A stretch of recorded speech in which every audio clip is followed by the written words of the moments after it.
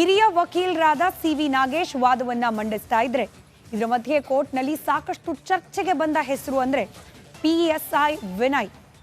ನೆನೆ ವಾದ ಮಂಡಿಸೋ ಸಂದರ್ಭದಲ್ಲೂ ಕೂಡ ಪದೇ ಪದೇ ಈ ಹೆಸರನ್ನ ಉಲ್ಲೇಖ ಮಾಡಿದ್ದಾರೆ ವಕೀಲರು. ಯಾರು ಹಾಗಾದ್ರೆ ಈ PSI ವಿನಯ್? ಈ ಕೊಲೆ ಕೇಸಿಗೂ ಇನ್ಸ್ಪೆಕ್ಟರ್ಗೂ ಯಾವ ರೀತಿಯಾದ ಲಿಂಕ್ ಅಂಟುಕೊಳ್ತಾ ಇದೆ? ಎಲ್ಲದರ ಕುರಿತಾದ ಒಂದು ಡೀಟೇಲ್ ರಿಪೋರ್ಟ್ ಇದೆ, ಗಮನಿಸಿ.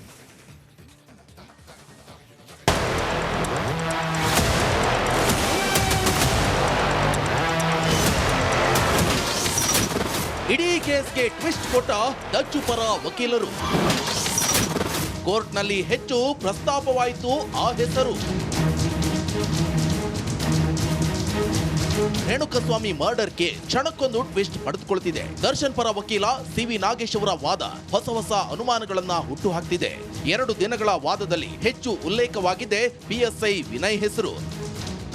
ಹೌದು, A14 ಆಗಿರುವಂತಹ ಪ್ರದೋಷ್ ಹಾಗೂ PSI ವಿನಯ್ ಮಧ್ಯೆ ಸಾಕಷ್ಟು ವಾಟ್ಸ್ಆಪ್ ಮೆಸೇಜ್ ಹರಿದಾಡಿವೆ. ಪಟ್ಟಣಗೆರೆ ಬಳಿಯ ಶೆಡ್ನಲ್ಲಿ ಕೊಲೆ ನಡೆದಿದೆ ಅನ್ನೋದು ಆರೋಪ. ಈ ಶೆಡ್ ಸಮೀಪದಲ್ಲೇ ಕೆಂಗೇರಿ ಮೋರಿ ಇದೆ. ಆದ್ರೆ ಡೆಡ್ ಬಾಡಿಯನ್ನ ಅಲ್ಲಿಂದ ಒಂದು ಸೈಡ್ ಕಾಮಾಕ್ಷಿಪಾಳ್ಯ ಠಾಣೆ ಲಿಮಿಟ್ಸ್, ಇನ್ನೊಂದು ಸೈಡ್ ಅನ್ನಪೂರ್ಣೇಶ್ವರಿ ನಗರ ಠಾಣೆ ಲಿಮಿಟ್ಸ್ ಬರುತ್ತೆ. ಹಾಗಿದ್ದ ಮೇಲೆ ನಿರ್ದಿಷ್ಟವಾಗಿ ಕಾಮಾಕ್ಷಿಪಾಳ್ಯ ಲಿಮಿಟ್ಸ್ ಠಾಣೆಯಲ್ಲಿ PSI ಆಗಿರೋದೇ ಈ ವಿನಯ್. ಕಳೆದ ಜನವರಿ 2024ರಿಂದ ಕಾಮಾಕ್ಷಿಪಾಳ್ಯ ಠಾಣೆಯಲ್ಲಿ ಕೆಲಸ ಮಾಡ್ತಿರೋ ವಿನಯ್ 2016ರಿಂದ 2021ರ ತನಕ ಗಿರಿನಗರ ಠಾಣೆಯಲ್ಲಿ PSI ಆಗಿದ್ರು. ಇದೇ ಸಮಯದಲ್ಲಿ ಆರೋಪಿ ಪ್ರದೋಷ್ ಪರಿಚಯವಾಗಿತ್ತು. ಹೀಗೆ ಪರಿಚಯವಿದ್ದ ಇಬ್ಬರ ಮಧ್ಯೆ ಮೊದಲೇ ಏನೇನೋ ಚರ್ಚೆ ನಡೆದಿತ್ತು ಅನ್ನೋ ಅನುಮಾನವೂ ಮೂಡುತ್ತಿದೆ. ಇಷ್ಟೆಲ್ಲ ಆಗಿದ್ರು PSI ವಿನಯ್ ವಿರುದ್ಧ ಯಾಕೆ ಕ್ರಮ ತೆಗೆದುಕೊಂಡಿಲ್ಲ ಅನ್ನೋದು ದರ್ಶನ್ ಪರ ವಕೀಲ ಸಿ.ವಿ. ನಾಗೇಶ್ ಅವರ ಪ್ರಶ್ನೆ ಆಗಿತ್ತು. PSI ಮೇಲೆ ಅನುಮಾನ. ಇನ್ನು ಕೇಸ್ನಲ್ಲಿ PSI ವಿನಯ್ ಪಾತ್ರ ಏನು ಅಂತ ನೋಡೋದಾದ್ರೆ, ಕಾಮಾಕ್ಷಿಪಾಳ್ಯ PSI ವಿನಯ್ ಜೊತೆ ಪ್ರದೋಷ್ ಸಂಪರ್ಕ ಹೊಂದಿದ್ದ. ಕಳೆದ ಜೂನ್ 8ರಿಂದ 10ರ ತನಕ ಇಬ್ಬರ ಮಧ್ಯೆ ವಾಟ್ಸ್ಆಪ್ ಚಾಟ್ ನಡೆದಿತ್ತು. 122 ಬಾರಿ ವಾಟ್ಸ್ಆಪ್ ಚಾಟ್ ಪತ್ತೆಯಾಗಿತ್ತು. ಕೆಲವು ಮೆಸೇಜ್ ಡಿಲೀಟ್ ಮಾಡಲಾಗಿದೆ. ಜೂನ್ 9ರಂದು ಬೆಳಿಗ್ಗೆ ರೇಣುಕಸ್ವಾಮಿ ಮೃತದೇಹ ಪತ್ತೆ. ಅದೇ ದಿನ ಸಂಜೆ 6:28 ಪ್ರದೋಷ್ಗೆ ವಿಡಿಯೋ ರವಾನೆಯಾಗಿತ್ತು. ಸಿಸಿಟಿವಿ ವಿಡಿಯೋ ಕ್ಲಿಪ್ ಕಳುಹಿಸಿದಂತ PSI ವಿನಯ್ ಅಪಾರ್ಟ್ಮೆಂಟ್ ಮುಂಭಾಗದ ಸಿಸಿಟಿವಿ ವಿಡಿಯೋ ಕಲೆಕ್ಟ್ ಮಾಡಿದ್ದಾನೆ. ಬಿಳಿ ಬಣ್ಣದ ಸ್ಕಾರ್ಪಿಯೋ ಕಾರು ಹೋಗ್ತಿರುವಂತ ವಿಡಿಯೋ, ಮೃತದೇಹ ಎಸೆದ ಬಳಿಕ ವಾಪಸ್ ಹೋಗ್ತಾ ಇರುವಂತ ಆರೋಪಿಗಳ ವಿಡಿಯೋವನ್ನ PSI ವಿನಯ್ ಪ್ರದೋಷ್ಗೆ ಕಳುಹಿಸಿದ್ದ ಎನ್ನಲಾಗಿದೆ.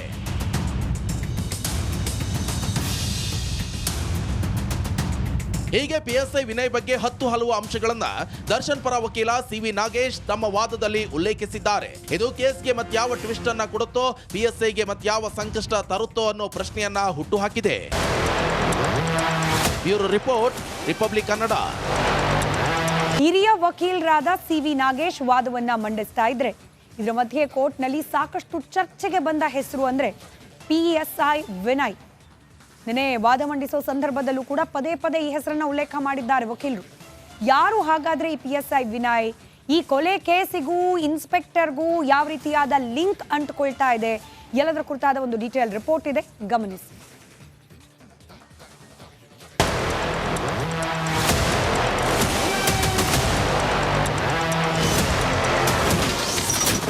ಇಡೀ ಕೇಸ್ಗೆ ಟ್ವಿಸ್ಟ್ ಕೊಟ್ಟ ಡಚ್ಚು ಪರ ವಕೀಲರು. ಕೋರ್ಟ್ನಲ್ಲಿ ಹೆಚ್ಚು ಪ್ರಸ್ತಾಪವಾಯಿತು ಆ ಹೆಸರು. ರೇಣುಕಸ್ವಾಮಿ ಮರ್ಡರ್ಗೆ ಕ್ಷಣಕ್ಕೊಂದು ಟ್ವಿಸ್ಟ್ ಪಡೆದುಕೊಳ್ಳುತ್ತಿದೆ. ದರ್ಶನ್ ಪರ ವಕೀಲ ಸಿ.ವಿ. ನಾಗೇಶ್ ಅವರ ವಾದ ಹೊಸ ಹುಟ್ಟುಹಾಕ್ತಿದೆ. ಹುಟ್ಟು ಹಾಕ್ತಿದೆ. 2 ದಿನಗಳ ವಾದದಲ್ಲಿ ಹೆಚ್ಚು ಉಲ್ಲೇಖವಾಗಿದೆ PSI ವಿನಯ್ ಹೆಸರು. ಹೌದು, A14 ಆಗಿರುವಂತಹ ಪ್ರದೋಷ್ ಹಾಗೂ PSI ವಿನಯ್ ಮಧ್ಯೆ ಸಾಕಷ್ಟು ವಾಟ್ಸ್ಆಪ್ ಮೆಸೇಜ್ ಹರಿದಾಡಿವೆ. ಪಟ್ಟಣಗೆರೆ ಬಳಿಯ ಶೆಡ್ನಲ್ಲಿ ಕೊಲೆ ನಡೆದಿದೆ ಅನ್ನೋದು ಆರೋಪ. ಈ ಶೆಡ್ ಸಮೀಪದಲ್ಲೇ ಕೆಂಗೇರಿ ಮೋರಿ ಇದೆ. ಆದ್ರೆ ಡೆಡ್ ಬಾಡಿಯನ್ನ ಅಲ್ಲಿಂದ ಒಂದು ಸೈಡ್ ಕಾಮಾಕ್ಷಿಪಾಳ್ಯ ಠಾಣೆ ಲಿಮಿಟ್ಸ್, ಇನ್ನೊಂದು ಸೈಡ್ ಅನ್ನಪೂರ್ಣೇಶ್ವರಿ ನಗರ ಠಾಣೆ ಲಿಮಿಟ್ಸ್ ಬರುತ್ತೆ. ಹಾಗಿದ್ದ ಮೇಲೆ ನಿರ್ದಿಷ್ಟವಾಗಿ ಕಾಮಾಕ್ಷಿಪಾಳ್ಯ ಲಿಮಿಟ್ಸ್ ಠಾಣೆಯಲ್ಲಿ PSI ಆಗಿರೋದೇ ಈ ವಿನಯ್. ಕಳೆದ ಜನವರಿ 2024ರಿಂದ ಕಾಮಾಕ್ಷಿಪಾಳ್ಯ ಠಾಣೆಯಲ್ಲಿ ಕೆಲಸ ಮಾಡ್ತಿರೋ ವಿನಯ್ 2016ರಿಂದ 2021ರ ತನಕ ಗಿರಿನಗರ ಠಾಣೆಯಲ್ಲಿ PSI ಆಗಿದ್ರು.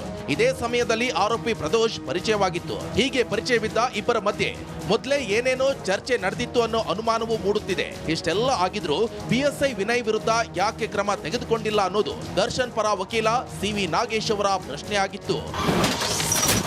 ಪಿಎಸ್ಐ ಮೇಲೆ ಅನುಮಾನ.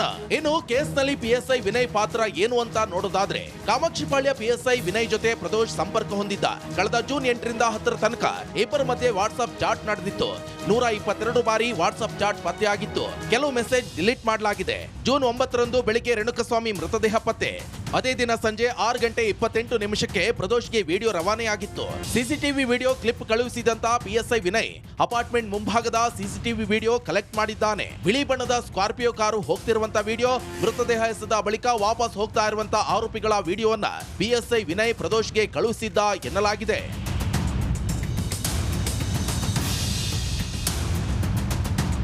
ಹೀಗೆ ಪಿಎಸ್ಐ ವಿನಯ್ ಬಗ್ಗೆ ಹಲವು ಅಂಶಗಳನ್ನ ದರ್ಶನ್ ಪರ ವಕೀಲ ಸಿವಿ ನಾಗೇಶ್ ತಮ್ಮ ವಾದದಲ್ಲಿ ಉಲ್ಲೇಖಿಸಿದ್ದಾರೆ. ಇದು ಕೇಸ್ಗೆ ಮತ್ಯಾವ ಟ್ವಿಸ್ಟ್ ಅನ್ನ ಕೊಡುತ್ತೋ, ಪಿಎಸ್ಐಗೆ ಮತ್ಯಾವ ಸಂಕಷ್ಟ ತರುತ್ತೋ ಅನ್ನೋ ಪ್ರಶ್ನೆಯನ್ನ ಹುಟ್ಟುಹಾಕಿದೆ. Bureau report, Republic Kannada. ಹಿರಿಯ ವಕೀಲರಾದ ಸಿವಿ ನಾಗೇಶ್ ವಾದವನ್ನ ಮಂಡಿಸ್ತಾ ಇದ್ರೆ, ಇದರ ಮಧ್ಯೆ ಕೋರ್ಟ್ನಲ್ಲಿ ಸಾಕಷ್ಟು ಚರ್ಚೆಗೆ ಬಂದ ಹೆಸರು ಅಂದ್ರೆ ಪಿಎಸ್ಐ ವಿನಯ್. ನಿನ್ನೆ ವಾದ ಮಂಡಿಸೋ ಸಂದರ್ಭದಲ್ಲೂ ಕೂಡ ಪದೇ ಪದೇ ಈ ಹೆಸರನ್ನ ಉಲ್ಲೇಖ ಮಾಡಿದ್ದಾರೆ ವಕೀಲರು. ಯಾರು ಹಾಗಾದ್ರೆ ಈ ಪಿಎಸ್ಐ ವಿನಯ್? ಈ ಕೊಲೆ ಕೇಸಿಗೂ ಇನ್ಸ್ಪೆಕ್ಟರ್ಗೂ ಯಾವ ರೀತಿಯಾದ ಲಿಂಕ್ ಅಂಟ್ಕೊಳ್ತಾ ಇದೆ? ಎಲ್ಲದರ ಕುರಿತಾದ ಒಂದು ಡೀಟೇಲ್ ರಿಪೋರ್ಟ್ ಇದೆ, ಗಮನಿಸಿ.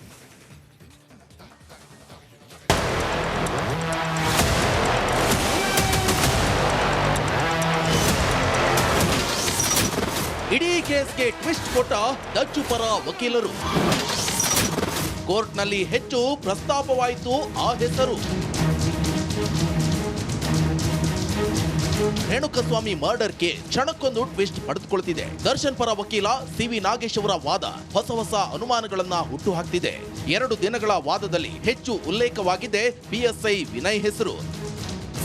ಹೌದು, A14 ಆಗಿರುವಂತಹ ಪ್ರದೋಷ್ ಹಾಗೂ ಪಿಎಸ್ಐ ವಿನಯ್ ಮಧ್ಯೆ ಸಾಕಷ್ಟು ವಾಟ್ಸ್ಆಪ್ ಮೆಸೇಜ್ ಹರಿದಾಡಿವೆ. ಪಟ್ಟಣಗೆರೆ ಬಳಿಯ ಶೆಡ್ನಲ್ಲಿ ಕೊಲೆ ನಡೆದಿದೆ ಅನ್ನೋದು ಆರೋಪ. ಈ ಶೆಡ್ ಸಮೀಪದಲ್ಲೇ ಕೆಂಗೇರಿ ಮೋರಿ ಇದೆ. ಆದ್ರೆ ಡೆಡ್ ಬಾಡಿಯನ್ನ ಅಲ್ಲಿಂದ ಒಂದು ಸೈಡ್ ಕಾಮಾಕ್ಷಿಪಾಳ್ಯ ಠಾಣೆ ಲಿಮಿಟ್ಸ್, ಇನ್ನೊಂದು ಸೈಡ್ ಅನ್ನಪೂರ್ಣೇಶ್ವರಿ ನಗರ ಠಾಣೆ ಲಿಮಿಟ್ಸ್ ಬರುತ್ತೆ. ಹಾಗಿದ ಮೇಲೆ ನಿರ್ದಿಷ್ಟವಾಗಿ ಕಾಮಾಕ್ಷಿಪಾಳ್ಯ ಲಿಮಿಟ್ಸ್ ಠಾಣೆಯಲ್ಲಿ ಪಿಎಸ್ಐ ಆಗಿರೋದೇ ಈ ವಿನಯ್. ಕಳೆದ ಜನವರಿ 2024ರಿಂದ ಕಾಮಾಕ್ಷಿಪಾಳ್ಯ ಠಾಣೆಯಲ್ಲಿ ಕೆಲಸ ಮಾಡ್ತಿರೋ ವಿನಯ್ 2016ರಿಂದ 2021ರ ತನಕ ಗಿರಿನಗರ ಠಾಣೆಯಲ್ಲಿ ಪಿಎಸ್ಐ ಆಗಿದ್ರು. ಇದೇ ಸಮಯದಲ್ಲಿ ಆರೋಪಿ ಪ್ರದೋಷ್ ಪರಿಚಯವಾಗಿತ್ತು. ಹೀಗೆ ಪರಿಚಯವಿದ್ದ ಇಬ್ಬರ ಮಧ್ಯೆ ಮೊದಲೇ ಏನೇನೋ ಚರ್ಚೆ ನಡೆದಿತ್ತು ಅನ್ನೋ ಅನುಮಾನವೂ ಮೂಡುತ್ತಿದೆ. ಇಷ್ಟೆಲ್ಲ ಆಗಿದ್ರು ಪಿಎಸ್ಐ ವಿನಯ್ ವಿರುದ್ಧ ಯಾಕೆ ಕ್ರಮ ತೆಗೆದುಕೊಂಡಿಲ್ಲ ಅನ್ನೋದು ದರ್ಶನ್ ಪರ ವಕೀಲ ಸಿವಿ ನಾಗೇಶ್ ಅವರ ಪ್ರಶ್ನೆಯಾಗಿತ್ತು. ಪಿಎಸ್ಐ ಮೇಲೆ ಅನುಮಾನ. ಇನ್ನು ಕೇಸ್ನಲ್ಲಿ ಪಿಎಸ್ಐ ವಿನಯ್ ಪಾತ್ರ ಏನು ಅಂತ ನೋಡೋದಾದ್ರೆ, ಕಾಮಾಕ್ಷಿಪಾಳ್ಯ ಪಿಎಸ್ಐ ವಿನಯ್ ಜೊತೆ ಪ್ರದೋಷ್ ಸಂಪರ್ಕ ಹೊಂದಿದ್ದ. ಕಳೆದ ಜೂನ್ 8ರಿಂದ 10 ತನಕ ಇಬ್ಬರ ಮಧ್ಯೆ ವಾಟ್ಸ್ಆಪ್ ಚಾಟ್ ನಡೆದಿತ್ತು. 122 ಬಾರಿ ವಾಟ್ಸ್ಆಪ್ ಚಾಟ್ ಪತ್ತೆಯಾಗಿತ್ತು. ಕೆಲವು ಮೆಸೇಜ್ ಡಿಲೀಟ್ ಮಾಡಲಾಗಿದೆ. ಜೂನ್ 9ರಂದು ಬೆಳಿಗ್ಗೆ ರೇಣುಕಸ್ವಾಮಿ ಮೃತದೇಹ ಪತ್ತೆ. ಅದೇ ದಿನ ಸಂಜೆ 6:28 ಪ್ರದೋಷ್ಗೆ ವಿಡಿಯೋ ರವಾನೆಯಾಗಿತ್ತು. ಸಿಸಿಟಿವಿ ವಿಡಿಯೋ ಕ್ಲಿಪ್ ಕಳುಹಿಸಿದಂತ ಪಿಎಸ್ಐ ವಿನಯ್ ಅಪಾರ್ಟ್ಮೆಂಟ್ ಮುಂಭಾಗದ ಸಿಸಿಟಿವಿ ವಿಡಿಯೋ ಕಲೆಕ್ಟ್ ಮಾಡಿದ್ದಾನೆ. ಬಿಳಿ ಬಣ್ಣದ ಸ್ಕಾರ್ಪಿಯೋ ಕಾರು ಹೋಗ್ತಿರುವಂತ ವಿಡಿಯೋ, ಮೃತದೇಹ ಎಸೆದ ಬಳಿಕ ವಾಪಸ್ ಹೋಗ್ತಾ ಇರುವಂತ ಆರೋಪಿಗಳ ವಿಡಿಯೋವನ್ನ ಪಿಎಸ್ಐ ವಿನಯ್ ಪ್ರದೋಷ್ಗೆ ಕಳುಹಿಸಿದ್ದ ಎನ್ನಲಾಗಿದೆ.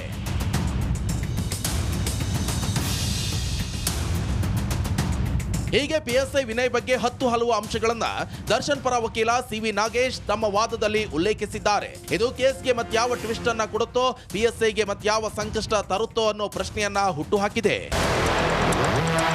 Bureau report, Republic Kannada. ಹಿರಿಯ ವಕೀಲರಾದ ಸಿವಿ ನಾಗೇಶ್ ವಾದವನ್ನ ಮಂಡಿಸ್ತಾ ಇದ್ರೆ, ಇದರ ಮಧ್ಯೆ ಕೋರ್ಟ್ನಲ್ಲಿ ಸಾಕಷ್ಟು ಚರ್ಚೆಗೆ ಬಂದ ಹೆಸರು ಅಂದ್ರೆ ಪಿಎಸ್ಐ ವಿನಯ್. ನಿನ್ನೆ ವಾದ ಮಂಡಿಸೋ ಸಂದರ್ಭದಲ್ಲೂ ಕೂಡ ಪದೇ ಪದೇ ಈ ಹೆಸರನ್ನ ಉಲ್ಲೇಖ ಮಾಡಿದ್ದಾರೆ ವಕೀಲರು. ಯಾರು ಹಾಗಾದ್ರೆ ಈ ಪಿಎಸ್ಐ ವಿನಯ್? ಈ ಕೊಲೆ ಕೇಸಿಗೂ ಇನ್ಸ್ಪೆಕ್ಟರ್ಗೂ ಯಾವ ರೀತಿಯಾದ ಲಿಂಕ್ ಅಂಟ್ಕೊಳ್ತಾ ಇದೆ? ಎಲ್ಲದರ ಕುರಿತಾದ ಒಂದು ಡೀಟೇಲ್ ರಿಪೋರ್ಟ್ ಇದೆ, ಗಮನಿಸಿ.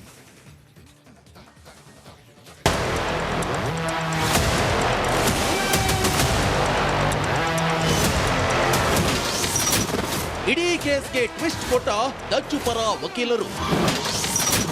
ಕೋರ್ಟ್ನಲ್ಲಿ ಹೆಚ್ಚು ಪ್ರಸ್ತಾಪವಾಯಿತು ಆ ಹೆಸರು.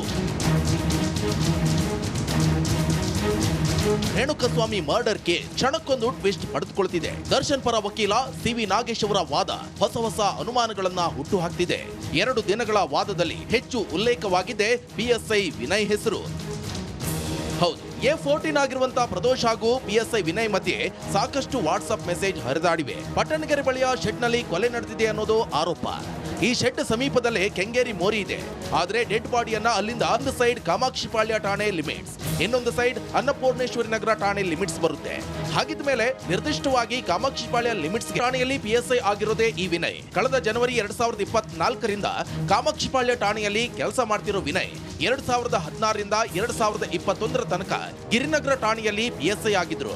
ಇದೇ ಸಮಯದಲ್ಲಿ ಆರೋಪಿ ಪ್ರದೋಷ್ ಪರಿಚಯವಾಗಿತ್ತು. ಹೀಗೆ ಪರಿಚಯವಿದ್ದ ಇಬ್ಬರ ಮಧ್ಯೆ ಮೊದಲೇ ಏನೇನೋ ಚರ್ಚೆ ನಡೆದಿತ್ತು ಅನ್ನೋ ಅನುಮಾನವೂ ಮೂಡುತ್ತಿದೆ. ಇಷ್ಟೆಲ್ಲ ಆಗಿದ್ರು PSI ವಿನಯ್ ವಿರುದ್ಧ ಯಾಕೆ ಕ್ರಮ ತೆಗೆದುಕೊಂಡಿಲ್ಲ ಅನ್ನೋದು ದರ್ಶನ್ ಪರ ವಕೀಲ CV ನಾಗೇಶ್ ಅವರ ಪ್ರಶ್ನೆಯಾಗಿತ್ತು.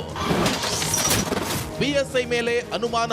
ಇನ್ನು ಕೇಸ್ನಲ್ಲಿ PSI ವಿನಯ್ ಪಾತ್ರ ಏನು ಅಂತ ನೋಡೋದಾದ್ರೆ, ಕಾಮಾಕ್ಷಿಪಾಳ್ಯ PSI ವಿನಯ್ ಜೊತೆ ಪ್ರದೋಷ್ ಸಂಪರ್ಕ ಹೊಂದಿದ್ದ. ಕಳೆದ ಜೂನ್ 8ರಿಂದ 10ರ ತನಕ ಇಬ್ಬರ ಮಧ್ಯೆ ವಾಟ್ಸ್ಆಪ್ ಚಾಟ್ ನಡೆದಿತ್ತು.